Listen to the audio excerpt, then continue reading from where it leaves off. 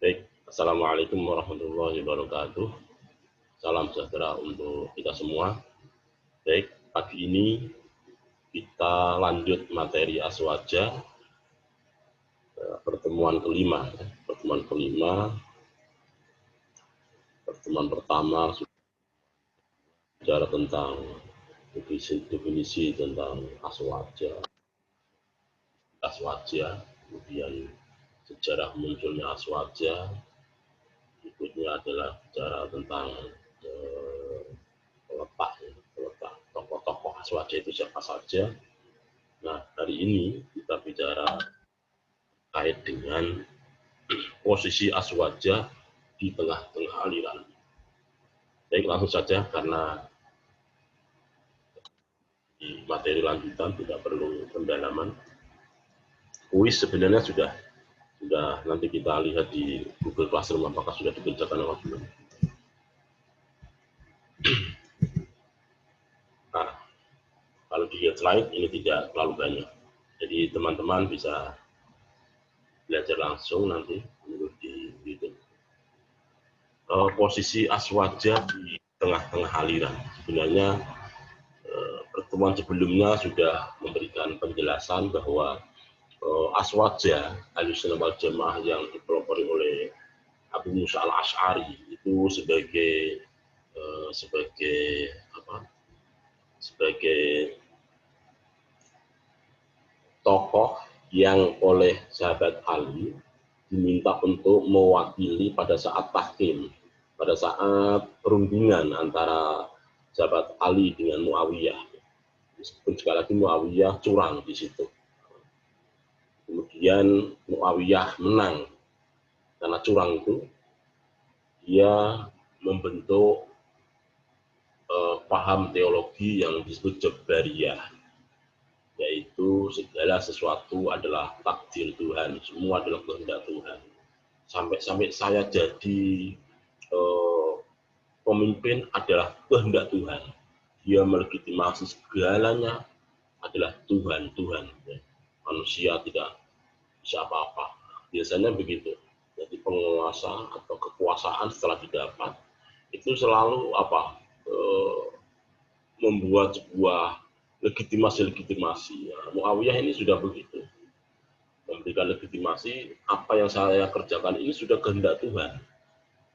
Setelah itu seiring waktu itu menjadi kerdil, ekonomi lumpuh, orang tidak bekerja ya karena Tuhan sudah menjamin saya, jadi lumpuh, tidak sehat.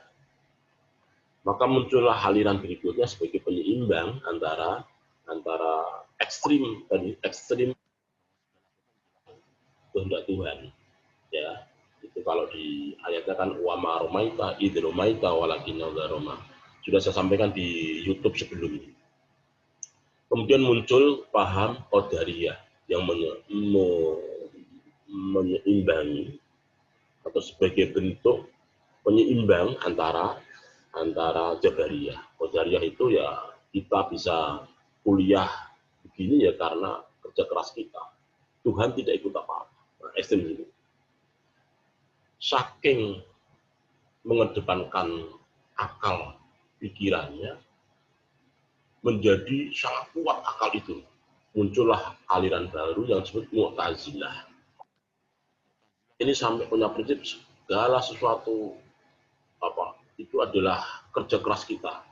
Termasuk sampai siapapun yang melakukan kesalahan tidak mengikuti rezim, saya sebut rezim, tidak mengikuti rezim saya, maka saya bukan termasuk golongan saya. Maka Abu Musa al-Asy'ari melihat paham Mu'tazilah ini, dia keluar yang kemudian menjadi al-Asy'ari ya, tokoh al-Asy'ari. Dia keluar dari Mu'tazilah. Kalau melihat sejarah seperti ini, kita sebagai orang Indonesia yang kemudian pahamnya Syafi'iyah, teologi Abu Hasan Abu Musa al-Asy'ari dan al-Maturidi, ini sebenarnya kalau ditelusuri dari sejarah kronologi paham-paham ini, kita ini harus mengedepankan akal sehat kita, baru kemudian kita pasrah ke Tuhan. Belajar terus, baru doa. Jangan dibalik, belajar tidak pernah atau doa terus, belajar tidak pernah. Kalau doa terus itu berarti jabariyah. Kalau hanya belajar tidak pernah berdoa, itu berarti qadariyah. Kalau sampai kemudian belajar sampai lupa segalanya, bahkan punya sebuah konsep yang melegitimasi, mempengaruhi pikiran kita bahwa yang tidak sama dengan saya, itu kemudian Mu'tazilah. Tetapi sebaliknya, kalau kita belajar kemudian berdoa itu dengan cara-cara yang santun, itu berarti kita ahli sunnah wal jamaah al-asy'ari. Jadi al-asy'ari itu muncul kan dari akal sehat dulu, baru doa. Fa idza azamta fatawakkal 'ala Allah. Kalau kita sudah berusaha semaksimal mungkin, maka Tuhan atau maka kita pasrahkan kepada Tuhan. Itu model-model kita, ya, model kita. Jangan dibalik, ya. Sholat sepertiga malam duanya sampai ngantuk, tugas kampus lalai, itu saya tidak setuju. Jadi kalau saya sarankan sholat sepertiga malam itu iya, tapi nggak usah banyak-banyak. Yang banyak adalah mengerjakan tugas kampus. Mengapa tugas kampus? Karena kita orang kuliah, orang kampus. Jadi jihadnya adalah jihad belajar yang dimaksimalkan. Doa itu sebagai pelicin, sebagai bentuk tawadhu kita bahwa kita punya Tuhan, punya Allah, maka kita sandarkan segala usaha kita kepadanya. Baik, kita tarik ke kuliah. Posisi aswaja di tengah aliran atau paham lainnya. Saya sebut, kalau mengutip dari Profesor Kiai Said Akil Siraj, Ketua PBNU, sampai saat ini yang oleh hadis Kanjeng Nabi bahwa 73 golongan umatku akan pecah menjadi umatku akan pecah menjadi 73 golongan, saat ini sudah 13 ya. Ada NU, Muhammadiyah, ada Syiah, ada Wahabi, ada FPI, ada Wahdah, ada Irsyad, ya, dan yang lain. Baik. Kelompok atau sekte dalam Islam ada Khawarij, ya, ada Jabariyah sudah saya sebut tadi, Qadariyah juga disebut, Mu'tazilah juga sudah kita sebut, nanti kita data cepat yang 3 itu, ya, Khawarij juga sudah, yang belum berarti Syiah, Murji'ah, nanti kita akan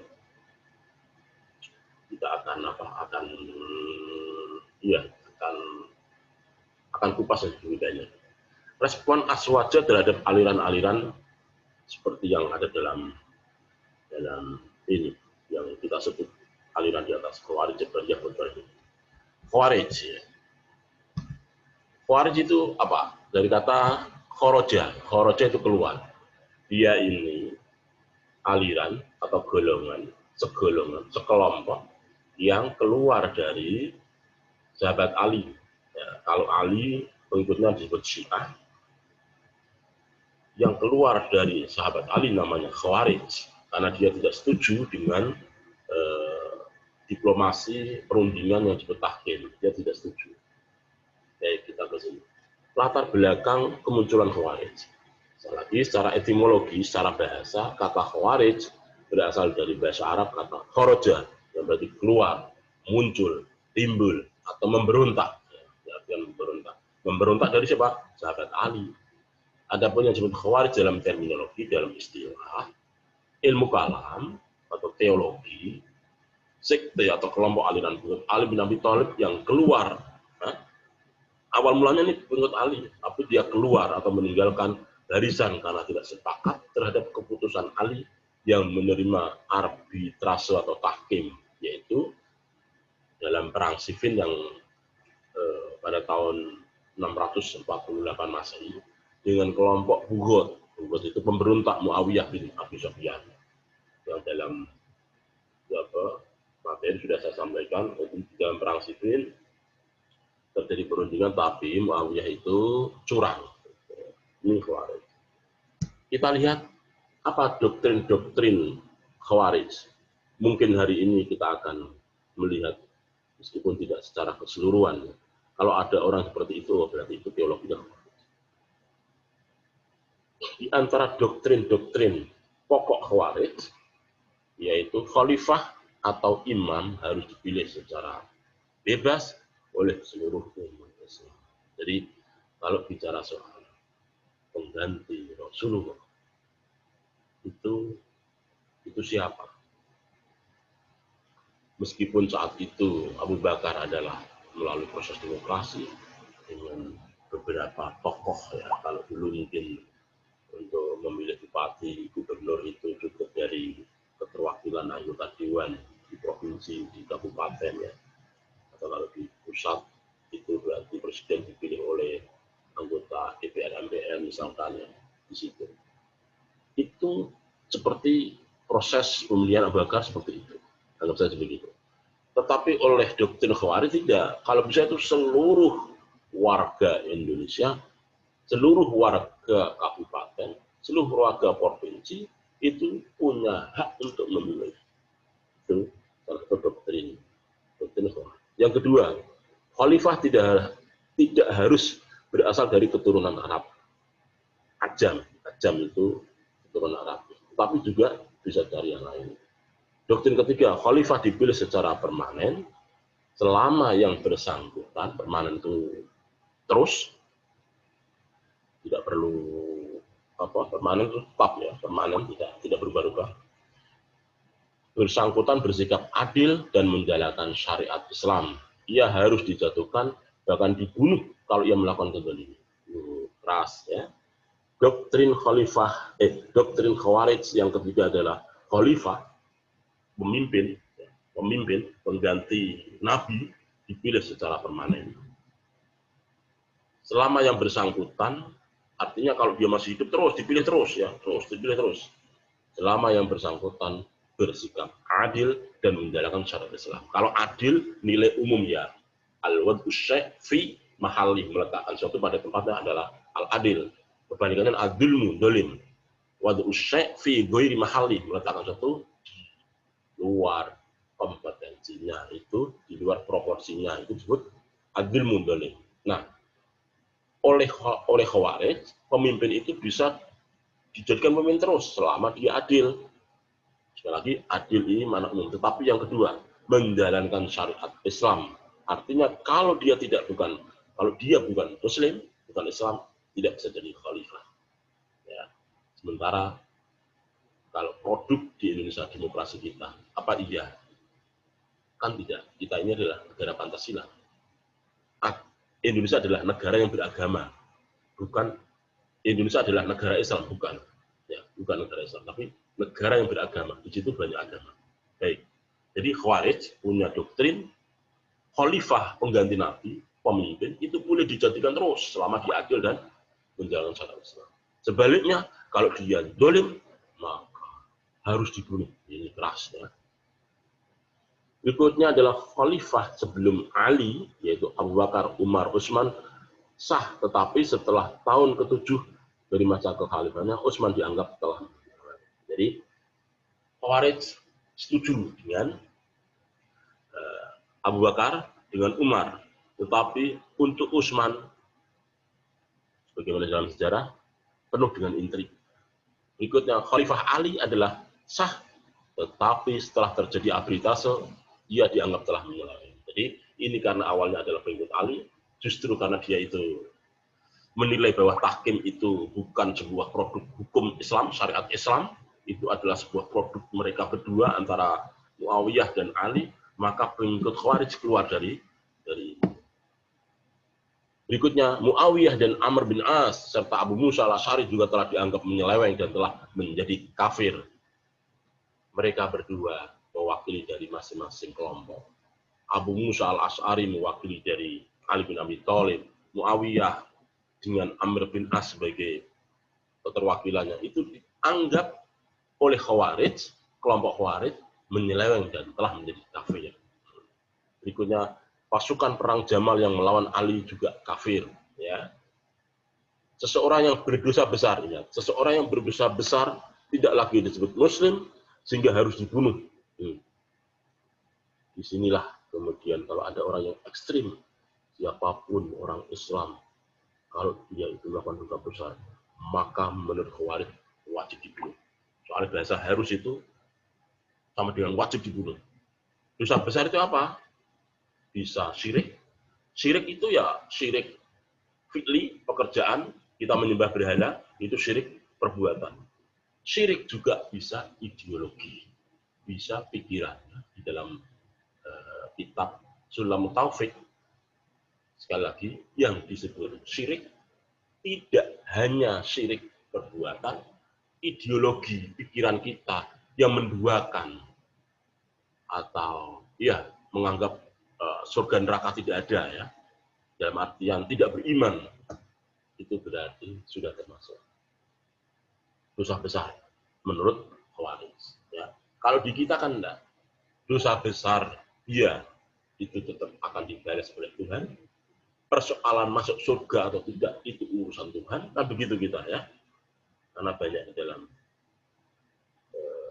literatur yang kita baca, orang masuk surga itu tidak semata-mata amal baiknya, tetapi karena ridho Tuhan. Satu contoh, orang bekerja seks komersil, dia bisa masuk surga. Ya. Ini hanya contoh bagi yang nakal. Ya. Bagi yang nakal itu, dalam artian nakal, sekali lagi nakal konteksnya bukan berarti secara, ini kasat mata ya, orang yang biasanya itu menjadi profesi, ya, bekerja seks komersial, tiba-tiba di dalam cerita tasawuf itu dia bisa masuk surga hanya gara-gara punya welas kasih kepada anjing yang minum. Ya, jadi tidak semata-mata amal baik. Termasuk dalam cerita kitab Suriah, ya, Burung Emprit, artinya kitab tentang Burung Emprit, ya, sahabat Umar konon masuk surga karena bisa membebaskan burung dalam sangkar karena dia membeli dari anak kecil itu. Belum lagi ulama besar kita ketika menulis dengan tinta, ada lalat yang masuk, beliau tidak kemudian mengusirnya, tapi justru memberikan ruang biar lalat minum masuk surga hanya gara-gara punya welas kasih, punya rahmat kepada makhluk lain, makhluk Allah lain. Di sini Khawarij juga. Siapa yang melakukan dosa besar harus dibunuh. Berikutnya adalah setiap Muslim harus berhijrah dan bergabung dengan golongan mereka. Bila tidak mau bergabung, ia wajib diperangi. Doktrin ini itu di sini itu masih kuat sekarang itu. Makanya saya sebut di sekitar kita ini kuat sekali Khawarij. Mengapa? Orang yang tidak sepaham dengan dia harus diperangi. Contoh, orang yang selalu ziarah kubur harus diperangi karena tidak sama dengan dia. Harus hijrah itu. Apa itu? Membuang waktu. Apa itu kenduren? Apa itu selamatan? Apa itu baca-baca? Apa itu mauludan? Misalkan. Apa itu baca al-Fatihah? Tidak penting itu. Itu berarti Khawarij. Mengapa? Karena dia bilang, siapapun yang tidak mau berhijrah, bergabung dengan mereka, tidak sepaham dengan mereka, dia anggap sebagai musuh sehingga diperangi. Berikutnya, seseorang harus menghindar dari pimpinan yang menyeleweng. Kalau ini ya, tapi bukan berarti kita membenci, ya, atau memerangi. Siapa sih yang mau pemimpin yang dolim? Misalkan 9 Desember nanti kita akan memilih ada 7 kabupaten yang akan melakukan pemilihan serentak di Sulawesi Tenggara. Apa iya kita itu akan menghukum salah satu kandidat yang menurut kita memang menyeleweng, masa dipilih? Itu kan hati nurani kita kan enggak. Meskipun sekali lagi terkadang kita lalai, hanya persoalan 500.000, 1 juta, kalau dihitung 5 tahun berarti tinggal berapa? 1 juta dibagi 5 tahun, setahun 200.000. Ya. Itu saja, setelah itu kita lupa. Mestinya kan kita harus pegang hati nurani kita, tidak bisa siap karena dia adalah menyeleweng atau melakukan kesalahan yang fatal. Mestinya begitu. Yang berikutnya doktrin Khawarij adalah al-wa'du dan wa'adnya. Ini al-wa'du itu janji, al-wa'id itu ancaman, ya. Janji bagi yang baik, ancaman bagi yang tidak baik. Orang yang baik harus masuk surga dan orang yang jahat masuk neraka. Nah, itu jadi adanya al-wa'du dan al-wa'id. Oke, kita di Al-Quran itu memang iman kepada Allah adanya hari pembalasan. Pembalasannya disesuaikan dengan kadar kita hidup di dunia. Kalau banyak baiknya, di nerakanya itu tidak lama. Di surganya yang lama. Kan begitu. Khawarij mengenal istilah al-wa'du dan al-wa'id. Al-wa'du janji bagi yang baik. Wal akhiratu khairu abqa. Itu mana akhirat itu janji kita. Ya, kita percaya itu. Kemudian ancaman. Ya, bagi yang melakukan kejahatan, nilai-nilai tidak baik di dunia akan masuk ke sana, neraka, akan diancam oleh Tuhan. Sekali lagi, ini doktrin Khawarij. Ya, kita ya sama. Kita dalam artian sama itu, ya, yang berbuat baik dalam agama kita ya masuk surga, yang tidak baik neraka. Tapi tidak kemudian menghakimi orang seperti itu. Sekali lagi, dalam Quran surat Al-An'am, Allah sendiri yang menyampaikan di dalam firman-Nya kan begini, wala tasubbul ladzina yad'una min dunillahi wala tasubbul ladzina yad'una min dunillahi fayasubbullaha adwan bighairi ilm. Dan jangan sekali-kali engkau menghina mereka yang menyembah selain Allah. Mengapa kita tidak boleh mencaci maki mereka-mereka yang menyembah selain Tuhan? Fayasubbullaha, mereka akan mencaci maki Allah adzuwam bighairi ilm, melampaui batas tanpa dengan pengetahuan. Jadi kalau ada orang lain menyembah selain Allah, tidak perlu kita hina. Ya. Kita saja dengan syaitan tidak boleh memusuhi. Yang ada adalah kita minta perlindungan Allah agar terhindar dari godaan setan.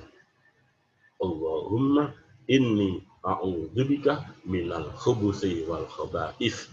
Satu contoh ketika kita di kamar mandi, kita betul-betul dijaga betul lisan kita dan apapun. Sekali lagi kamar mandi kita ini kan formatnya macam-macam.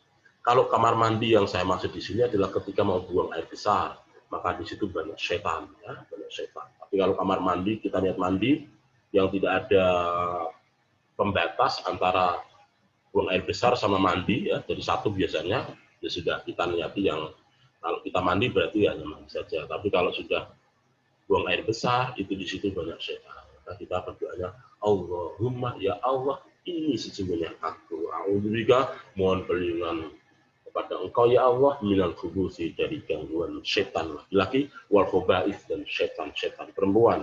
Itu artinya apa?